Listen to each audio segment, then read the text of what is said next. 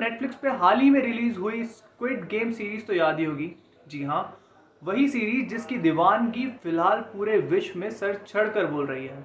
दीवानगी कुछ इस कदर है कि दुबई में कई रईस लोगों ने तो इस गेम को सचमुच में खेलना शुरू कर दिया है। पर घबराइए नहीं, उन खेलों में किसी की मृत्यु नहीं होने वाली।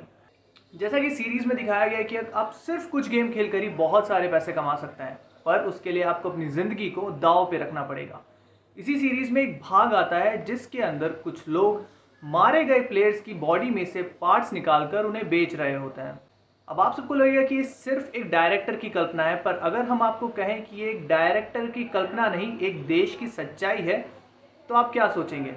जी हाँ, मेरा नाम है आदित्य और आप देख रहे हैं दी फुलझड़ी। आपने स्क्विड गेम सीरीज में जो पार्ट देखा जिसके अंदर लोगों के अंग काटकर उन्हें बेचा जा रहा था, असल में वो चीन में चलने वाली ऑर्डर टू किल प्रोग्राम से कहीं ना कहीं मेल खाती है। चीन के अंदर हर साल 1 लाख से ज्यादा लोगों के मानव अंगों की तस्करी की जाती है। ज्यादातर इसके अंदर वही लोग होते हैं जो सालों से जेल में बंद हैं, सरकार के खिलाफ विरोध करते हैं, या फिर कुछ अल्पसंख्यक समाज या जाति से आने वाले चुनिंदा लोगों को जेल में बंद रख के उनके अंगों का व्यापार किया जाता है। जैसा कि हम सभी जानते हैं कि चीन की कम्युनिस्ट पार्टी अपने खिलाफ खड़े होने वाले किसी भी विरोध को दबा देती है, तो साथ ही में उन विरोधियों के जीवन को भी नर्क से बदतर बना देती है। कुछ ऐसा ही होता है उन विरोधियों के साथ जो चीन के खिलाफ आवाज तो उठा पाते हैं, परंतु उसके बाद उनका क्या होता है पूरा विश्व उसके बारे में नहीं जान पाता। चीन पिछले कई सालों से लगातार ऐसे विरोध करने वाले प्रदर्शनकारियों और जेल में पड़े हुए कैदियों के मानव अंगों की तस्करी करके हजारों लाखों डॉलर कमाता है, पर पूरा विश्व व मानव अधिकार संस्थाएं इस पर चुप्पी साधे बैठी हुई है। स्क्विड गेम से रिलीज से कुछ दिन पहले ही अंतर्राष्ट्रीय मानवाधिकार संघ ने चीन में चल रहे इस गोरख धंधे के खिलाफ आवाज उठाई थी, जिसके जवाब में बीजिंग ने कहा था कि वहां पर इस प्रकार की किसी भी कार्रवाई को नहीं किया जाता।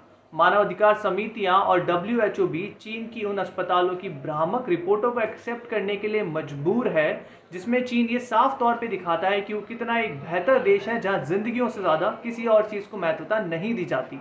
पर यहाँ एक बात गौर करने की है, हम सभी को पता है कि कोरोना वायरस किस हालातों में पैदा हुआ। कई लोगों का कहना है कि कोरोना वायरस भी उन्हीं एक्सपेरिमेंटों का नतीजा है जिसमें चीन लोगों के अंगों के साथ अलग अलग तरह के वायरसेस और केमिकल का प्रयोग करता है।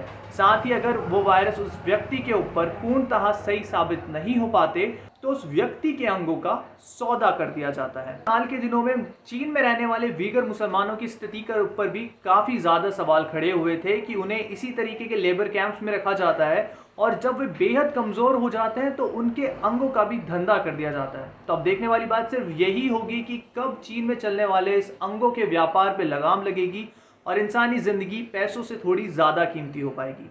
अगर आपको ये वीडियो पसंद आया हो तो वीडियो को लाइक करें, चैनल को सब्सक्राइब करना ना भूलें और कमेंट सेक्शन में अपने बहुमूल्य सुझावों को जरूर दें। फुलझड़ी में फिलहाल के लिए इतना ही। ताज़ा खबरों के लिए बने रहिए दी फुलझड़ी के साथ। धन्यवाद।